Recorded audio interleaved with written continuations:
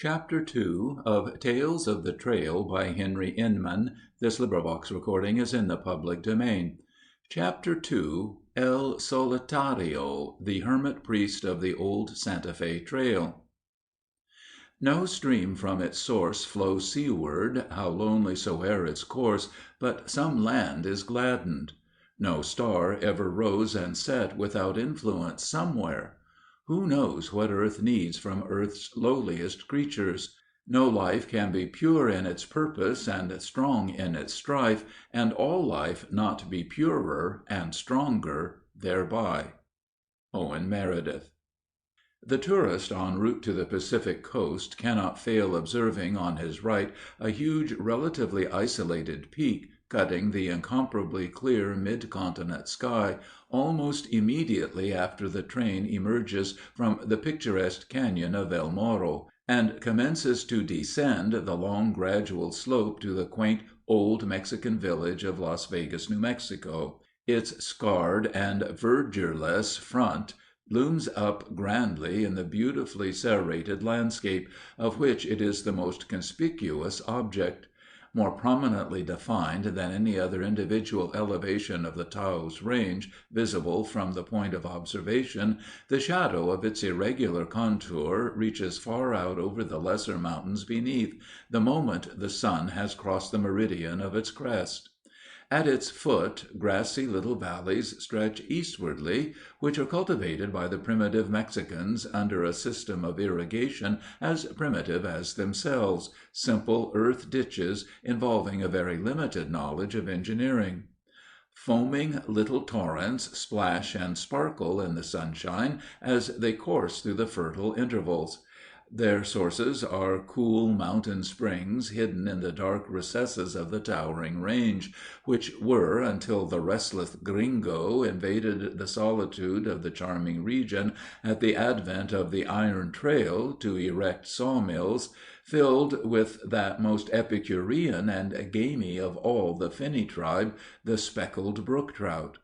Now the disciple of the revered Walton vainly essays the streams with elegant modern appliances for lazy methods of angling, retiring disgusted as the listless native answering his interrogatory of "Where have they all gone?" with a characteristic shrug, and his ever ready "Quien sabe?" quietly opens his little ditch to let the tenantless water overflow his limited patch of corn, beans, and onions.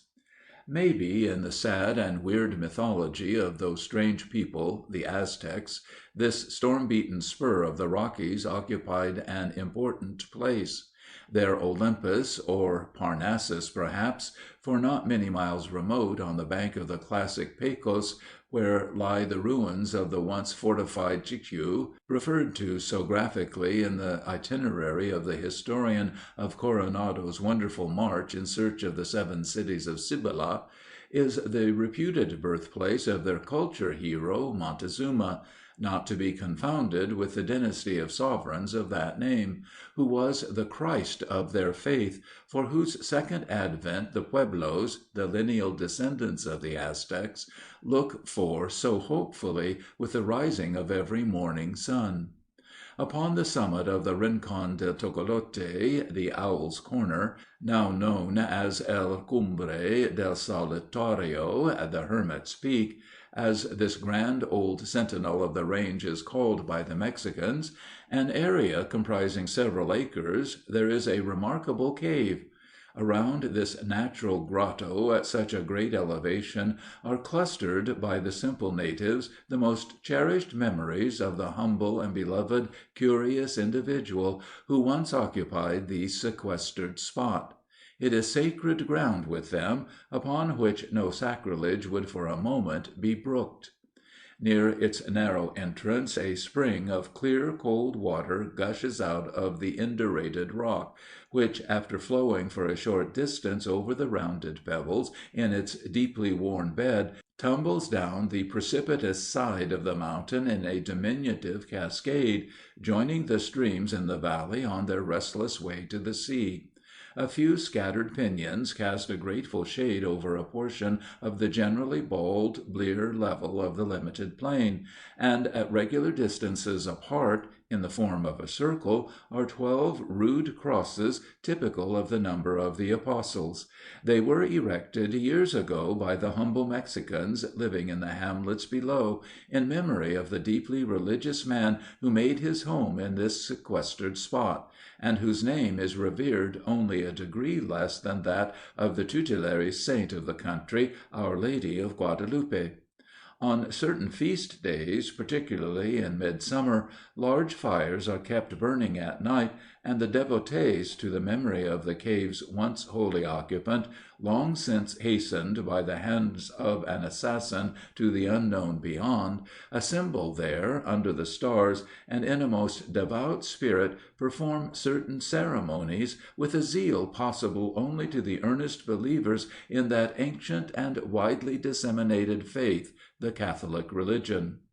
Of the history of this remarkable man, who by his exemplary life made such an impression upon the untutored minds of a large number of the degraded primitive New Mexicans, but fragmentary leaves have been obtainable. To intelligently understand even these, the reader must let his mind drift backward for more than a generation to the plains of central Kansas, and learn of his advent into the state as I recall it. It was late in the spring of 1861. Our Civil War had been inaugurated by the firing upon Sumter, and the loyal states were preparing for the great impending struggle upon the result of which depended the destiny of the Republic. Kansas at that time, so far as its agricultural possibilities were concerned, was not materially considered in that connection. It was a remote, relatively unknown territory. It is true, its eastern portion, a narrow belt contiguous to Missouri, had a bloody political history, beyond which fact it was merely the portal to the vast mountain region on the west, to be reached only by crossing the desert, supposed to be included within the new state's geographical limits, through which ran the trail to far-off Santa Fe and Chihuahua. There arrived one morning in the busy little hamlet of Council Grove, Morris County, Kansas, during the month of May, a strange, mysterious person. He attracted much attention, for he was to the denizens of that remote frontier town as curious a personage as the Man in the Iron Mask, or the awkward Caspar Hauser, whose appearance at the gates of Nuremberg once startled the good people of that staid and quiet town, hoary with the conservatism of centuries. The stranger who came so unexpectedly to Council Grove in the spring of 1861, evidently a priest, talked but little. It was an exceedingly difficult task to engage him in conversation, so profoundly did he seem impressed with the idea of some impending danger. He acted like a startled deer, ever on the alert for an expected enemy, and weeks rolled by before 2 or 3 of the town's most reputable citizens could gain his confidence sufficiently to learn from him something of his varied and romantic history. In a simple sketch, as this is intended to be only, nothing but a mere outline of his checkered life previous to his advent in America can be presented, as it was gathered, very reluctantly on his part, in detached fragments at odd moments in his erratic moods of communicativeness. It certainly contains enough of pathos, suffering, and tragedy to form the web of a thrilling novel. Matteo Boccolini, at the date of his appearance in Council Grove, was about 55 years old. He possessed the eye of an artist, a head that was beautifully symmetrical, with a classically molded face, and notwithstanding his age, his hair, of which he had a profusion, was long, black, and lustrous as a raven's wing. Yet the heart sorrows he had experienced were indelibly impressed upon his benevolent countenance in deeply marked lines. He was a lineal descendant of Trajano Boccolini, the witty Italian satirist, author of the celebrated Raggiuli di Pisano, who died in Venice in 1618. Matteo was born about the beginning of the present century, in Capri, that charming and most romantic island of Italy, situated in the Mediterranean, at the entrance to the Bay of Naples, 20 miles south of the beautiful city whose name the bright waters bear. His youth was passed on the island, in the city of Capri, the seat of a bishopric. There he received his early education, devoting himself to the Church, and commencing those theological studies which were soon to be the cause of his sufferings, his wanderings, and eventually his tragic death. The island of his birth, which has so often been sung by the Muse, is historic as well as picturesquely beautiful. It was there that the Roman Emperor Tiberius passed the closing decade of his life, and the ruins of the 12 gorgeous palaces he erected during that period are still visible. Capri, too, as tourists well remember, is famous for a cavern called the Grotto of the Nymphs, or the Blue Grotto. Matteo declared it was there that during his youth, in the calm recesses and sequestered nooks of that delightful underground retreat, he first learned to love the companionship of his own thoughts, a desire for solitude, and that to him indescribable peace which a life apart from the madding crowd assures. It was this strange characteristic, absence of that love of gregariousness common to man, which earned for him in Council Grove, half a century later, the sobriquet of the Hermit Priest of the Santa Fe Trail; and a year after his departure from that place, among his devoted adherents in the mountains of New Mexico, the more applicable one, El Solitario, the Solitary Man, in contradistinction to El Ermito, the Hermit, which he never was in the strict interpretation of the term. When but 18, the youthful Matteo left his native island under the patronage of the good bishop, who loved him, to perfect his education in Rome, beneath the very shadow of St. Peter's, where he took holy orders at the early age of 21. Then, according to his sad story, began that life of stormy passions and sorrowful pilgrimages, culminating in his assassination 40 years afterwards in the far off Occident. He was called by the Church Father Francesco, and, although so young, was noted for his eloquence, subtle philosophy, and the boldness of his political utterances. But notwithstanding his pronounced views, the pope named him as one of his secretaries. The College of the Propagandists, however, refused to confirm him, and placed him under interrogation and discipline. He eloquently defended himself, and the charges were not sustained. The severe discipline ended to which he had been subjected, and he was assigned to duty in the purlieu of the Eternal City. In a short time Matteo Boccalini's sunny nature and warm passions caused his disgrace. He became enamored of a fair devotee, one of his charge, a dark-haired, lustrous-eyed, bewitching creature of the land of the vine. Alas, the too susceptible young priest succumbed to the wiles of the radiant maiden, and he fell in a most earthly and fleshly way. Poor Boccalini was immediately and openly charged with the enormity of his crime, prosecuted and denounced. He was despoiled of his sacerdotal functions, and compelled to flee; became a wanderer upon the face of the earth, supping with sorrow, and in despair for companions throughout the remainder of his mundane pilgrimage. For a short time after his unwarranted and sinful escapade, he campaigned with the heroic Garibaldi; then he turned with appealing looks toward America, the haven for all who are oppressed; crossed the ocean, and in a few weeks began his eventful journey on this continent. Never again was he to behold the place of his birth, the chalky outlines of fair, beautiful Capri, which so gloriously begems the Mediterranean. The phosphorescent Bay of Naples, the sky, the sunshine, and vine-clad hills of dear old Italy were never more to stir his once impulsive nature, or quicken into life his now deadened heart. Years rolled on, youth passed by, and middle age was upon the homeless priest, when, after having roamed wearily from place to place, visiting one Indian tribe here and another there, in the vain hope of discovering some clan or people near unto nature's heart, whose souls were attuned to his own, who would receive him in the simplicity of his severe and pious penance, he arrived among the Kaws, or Kansas, whose reservation was in the lovely valley of the Neosho, a few miles below Council Grove.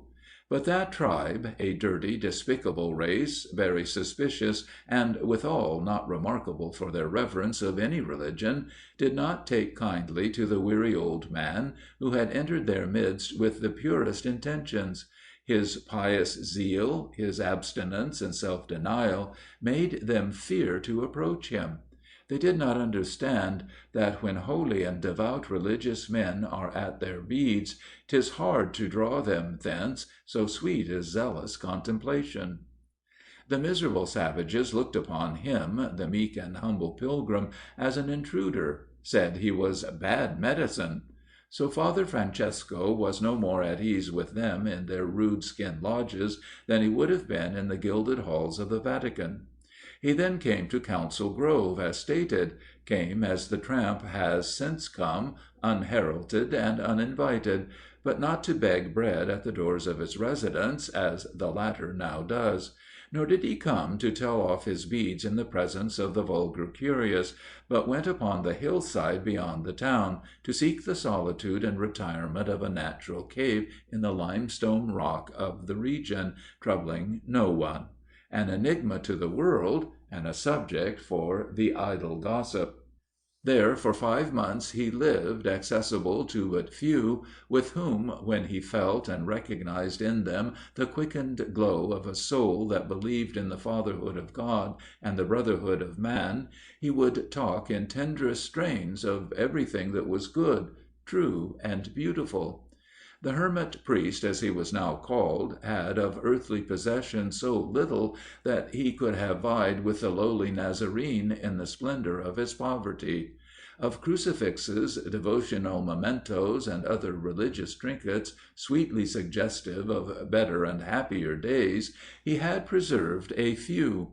His greatest solace was in half a dozen well-thumbed small volumes, between whose covers none peered but himself.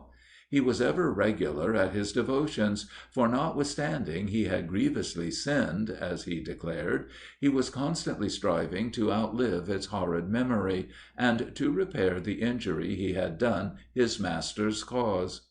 He possessed one article of property that tinges his sojourn at Council Grove with a delightfully romantic remembrance among the very limited number now living there, who knew of the vagaries of the remarkably strange man.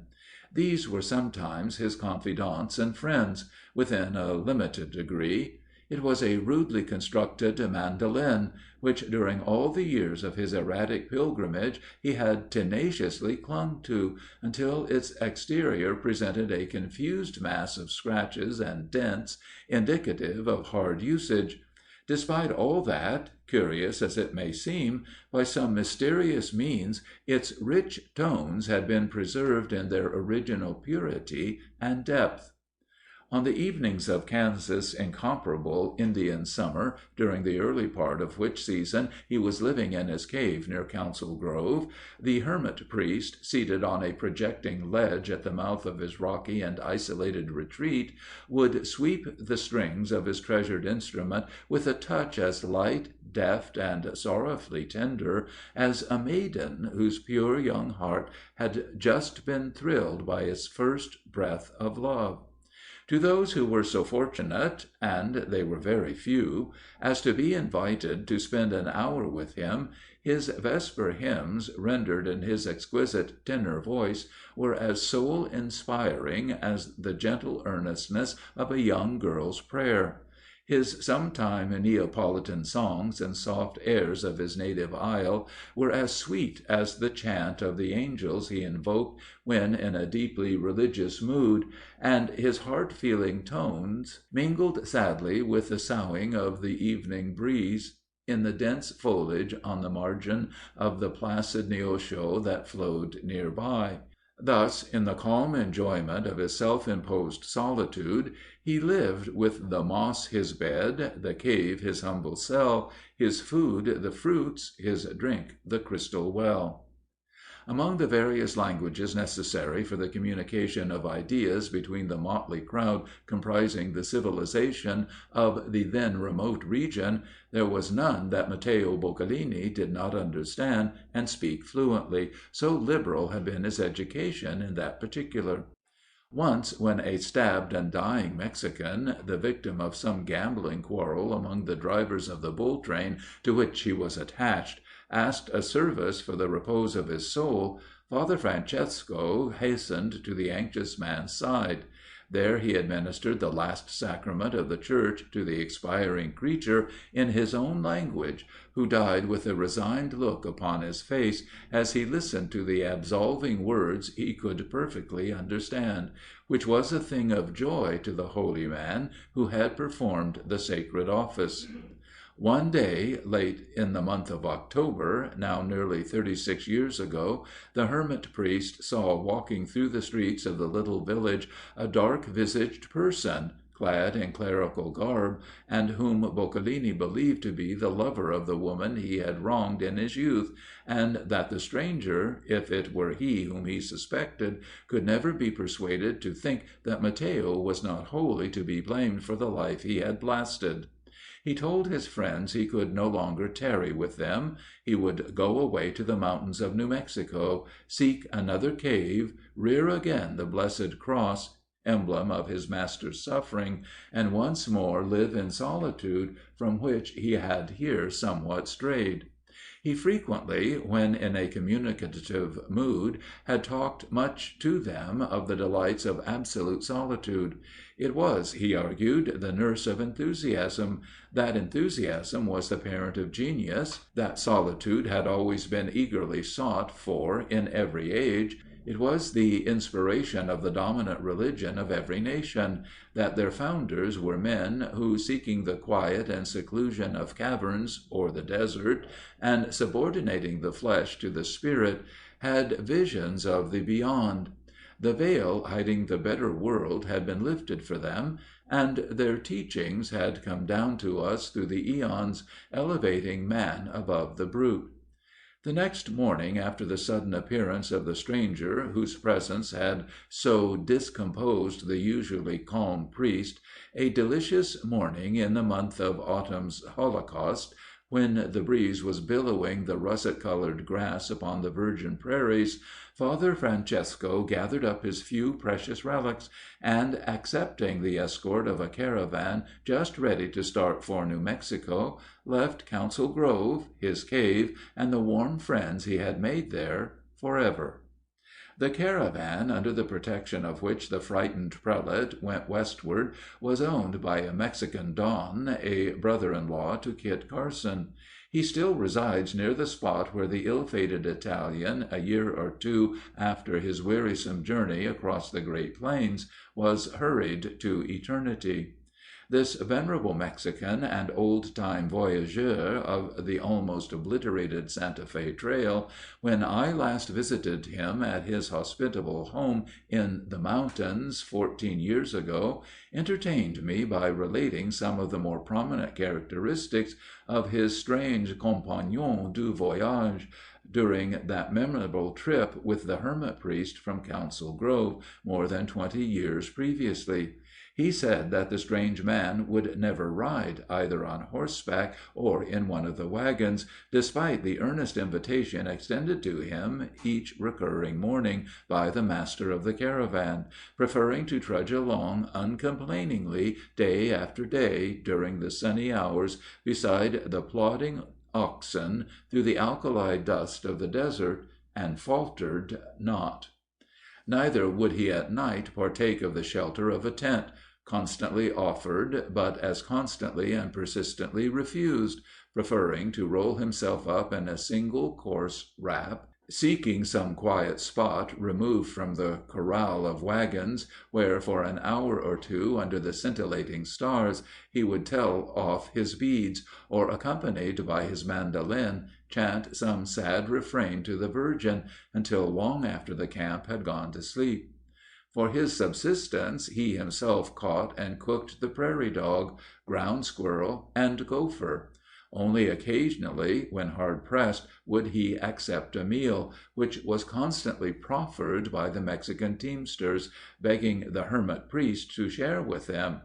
for in their love for the Catholic Church, to which they were so devoted, he seemed to their untutored minds a most zealous but humble exponent of their religious tenets and visible form of their sacred faith. Thus reticent, thoughtful, and devout, he marched with the caravan for many weeks, until at last the city of Holy Faith, the quaint old Spanish town of Santa Fe, was reached. There he parted company with his escort, and for nearly a year afterward wandered all over that portion of the territory of New Mexico and into Arizona, still seeking the Alnaschar of his dreams, a suitable abiding place in the recesses of the hills, and a people whose souls might be made to attune with his. But he miserably failed in all that he desired during his sad pilgrimage throughout the Southwest.